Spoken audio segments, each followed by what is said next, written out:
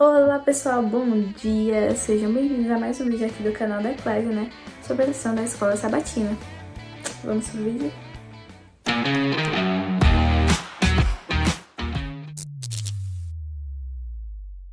E o tema de quinta-feira é o Cordeiro de Deus.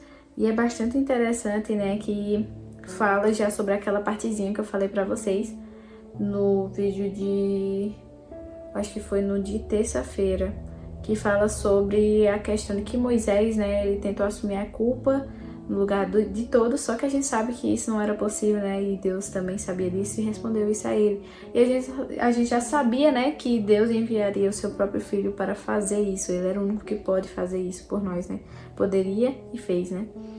E é interessante, né, que começa já falando sobre isso, né, e desde o início o propósito de Jesus era morrer pelos nossos pecados.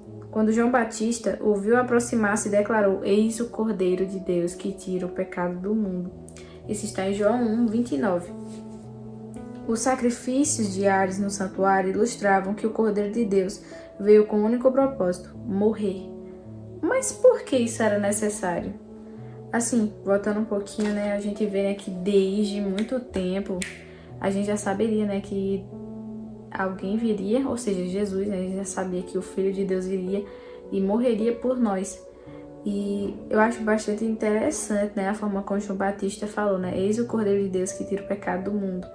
Porque ele sabia que somente ele poderia fazer isso, ele sabia que era Jesus ali. E também sobre a questão dos sacrifícios no santuário, e já simbolizavam desde o início sobre essa questão que era que Jesus viria com o único propósito, que era morrer por nós. E tem essa perguntinha que é bastante interessante. Mas por que isso era necessário?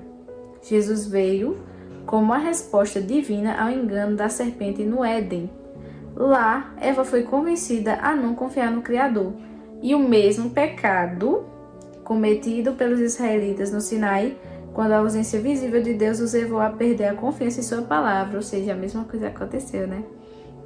Geralmente é difícil restaurar a confiança quebrada, ou seja, o plano da salvação, concebido antes das origens do mundo, foi a solução de Deus para reconstruir esse vínculo com a humanidade, porque é bastante doido assim você parar para pensar, né, que Adão e Eva cometeram esse erro e depois disso as pessoas continuaram e fizeram muita besteira. A gente faz muita besteira até hoje, né? E se não fosse pela graça, né, de Deus, se não fosse por Jesus ter vindo e feito tudo isso por nós, a gente não teria uma oportunidade, porque não teria como restaurar a confiança da forma que a gente é, né? Então, por isso que ele fez esse plano, porque ele queria nos conceder mais uma oportunidade, queria nos dar mais uma chance de mudança, uma chance de confiar, uma chance de mostrar que podemos ser confiáveis. E somente através de Cristo isso poderia ser feito, porque ele era o único. E começa falando, né? Por isso, a questão da identidade de Cristo é tão crucial. A pergunta central nos evangelhos é: quem os outros dizem eu sou? Jesus veio para enfrentar acusações contra o caráter de Deus, que a gente sabe, né, que muitas pessoas até hoje acham que o Deus do Antigo Testamento é um Deus tirano. E vocês vão ver muitas palavras aqui que vocês vão ficar tipo: caramba, pra que tudo isso? Isso tudo foi falado por Richard Dawkins. E caramba, eu fiquei em choque porque eu pensei que não ia acabar, mas juro pra vocês, vocês vão ver aqui, eu vou ler pra vocês. Diz assim: Jesus veio para enfrentar acusações contra o caráter de Deus, como as feitas por críticos modernos, incluindo Richard Dawkins, segundo o qual o Deus do Antigo Testamento é talvez o personagem mais desagradável da ficção. Ele ainda fala isso, né? Ciumento e com orgulho, controlador, mesquinho, injusto, intransigente, genocida, étnico e vingativo, sedento de sangue, perseguidor misógino, homofóbico, racista, infanticida, filicida, que coisas aqui que eu nem entendi muito bem o significado, pestilento, megalomaníaco, sadomasoquista e malévolo. Caramba, eu acho que não sei nem se acabou aqui, sabe? E eu fiquei tipo... Gente... realmente a visão que as pessoas têm de Deus é uma coisa... de uma forma completamente errada, se você pensar assim. Completamente errada. Parece que você precisa estudar muito, muito, muito, muito bem para que você entenda que não é nada disso aqui, tá? Nada disso aqui. E aqui fala, a mentira no Éden era que Deus não tinha os melhores interesses da humanidade em mente. Jesus veio refutar essa calúnia e demonstrar o amor altruísta de Deus, apesar de temer diante do sacrifício iminente. Aquele que não tem começo nem fim estava disposto a entregar tudo para salvar aqueles que o pregariam na cruz. Ou seja, os piores somos nós, tá? Nozes. Moisés pediu que o seu nome fosse riscado do livro da vida, disposto a sofrer a segunda morte. Mas só Jesus podia pagar esse preço e assim ele fez.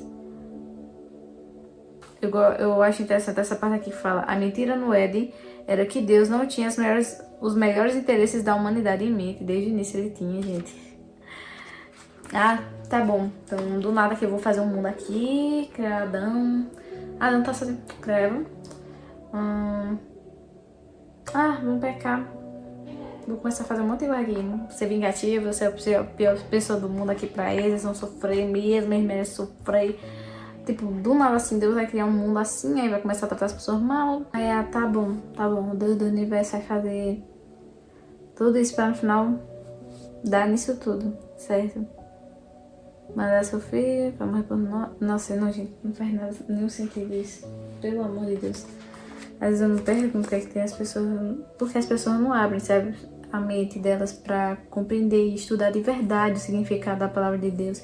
E não criar uma coisa na mente delas. Deus sempre foi justo, entendeu? Sempre foi justo e sempre vai ser. E tem uma pergunta aqui que é bastante interessante, que vai nos fazer a gente pensar, refletir e também compreender melhor as coisas. Como a vida de Jesus responde às acusações contra o caráter de Deus? Primeiro que é interessante é o versículo 9 do capítulo 14 de João, que diz o seguinte: quem vê a mim, vê o Pai. Cara, isso é incrível, porque a gente vê que Jesus ele fez carne e habitou entre nós. Ele fez coisas maravilhosas, tratou as pessoas bem, mostrou o amor de Deus através de suas ações, curou as pessoas, sofreu muito mesmo, foi traído, mostrou sobre a questão do pecado, nunca julgou as pessoas de maneira errada, sempre foi uma pessoa sincera, amorosa. E ainda tem essa parte aqui que mostra sobre isso, sobre a questão do pecado. Ele nunca julgou o pecador, ele sempre tentou ensinar o caminho certo que ele deveria andar. Que é na questão da história, né, da mulher adúltera, né? Que é interessante essa parte que ele fala. Que ele fala assim no final, né, quando ele ajudou ela. Ele fala assim: então Jesus disse, também eu não a condeno, vai, não peque mais. E eu acho isso muito bonito, a forma que Jesus tratava as pessoas. Ele não olhava com desprezo, ele não julgava aquelas pessoas, ele, pelo contrário, ele acolhia elas, tentava ajudar elas, mostrava o caminho a elas. E foi isso, né? Jesus foi um grande exemplo aqui, foi o maior exemplo. E ele mostrou perfeitamente o caráter de Deus, o amor de Deus, os valores de Deus, os ensinos de Deus. Foi incrível. E isso permeia até hoje. E está aqui, ó. Aqui, ó. Todos nós temos acesso a ela. Então, que a gente possa realmente compreender mais, entender mais o caráter de Deus, o que ele fez. Cara, é incrível que Deus faz. Entendeu? É incrível tudo que ele fez aqui na Terra e tudo que ele faz desde o início até agora. Então, não tem o que questionar, sabe? É normal, na verdade, a gente se questionar, mas que a gente possa estudar verdadeiramente e entender de verdade o significado, o porquê aquilo aconteceu, não tô conseguindo entender, vai mais a fundo, procura mais, estuda mais, mas não se deixa levar por sites ou por o que algumas pessoas dizem. Você tem que acreditar no que está escrito aqui, ó, nessa palavrinha aqui, ó, na palavra de Deus, porque é somente ela que mostra a verdade. E a tua palavra é a verdade. Essa aqui é a palavra de Deus. Então é isso, pessoal. Espero que vocês tenham compreendido. E nesse momento vamos fazer uma oração para entregar o nosso dia, para pedir ao nosso Pai Celestial que cuide de nós e nos abençoe. Oremos. Santíssimo Deus e amado Pai, graças te damos, Senhor, por estarmos aqui, ó Pai, para mais uma lição da Escola Sabatina, Senhor. Somos muito gratos por tudo que o Senhor tem feito por cada um de nós. Obrigada, Senhor, por nos mostrar sobre o Cordeiro de Deus. Somente o Senhor, ó Pai, somente o Senhor que poderia fazer isso por nós, ó Pai, santo, puro, e se fez carne, ó Pai, habitou no meio de nós. A gente não merecia isso, mas assim o Senhor fez, ó Pai. O Senhor morreu por nós, o Senhor nos oferece a graça, ó Pai. A graça é o nosso bem mais precioso, ó Pai, que o Senhor nos concede. Ela é de graça, mas não foi de graça, Senhor, porque o Senhor sofreu muito, ó Pai. O Senhor passou por muitas coisas, Senhor. Mas obrigada, ó Pai. Obrigada por nos conceder mais uma chance, ó Pai, mais uma oportunidade, ó Pai. Então que possamos agarrar elas e te aceitar de verdade, ó Pai, e viver, ó Pai, para ti, Senhor. Então cuida de cada um de nós, nos fortalece, Senhor, em teus caminhos. Que o Senhor possa abençoar cada pessoa que está assistindo, que ela possa compreender, ó Pai, a Tua palavra, Pai, que o Santo Espírito de Deus possa abrir a mente dessa pessoa, Pai. Se ela não tiver com o coração muito aberto, ó Pai, abre o coração dela e que ela possa aceitar, Senhor. Em nome do Senhor Jesus eu creio, Senhor. Obrigada por tudo. Fica com cada um de nós hoje e sempre. Amém. É isso, pessoal. Fiquem com Deus e tchau, tchau.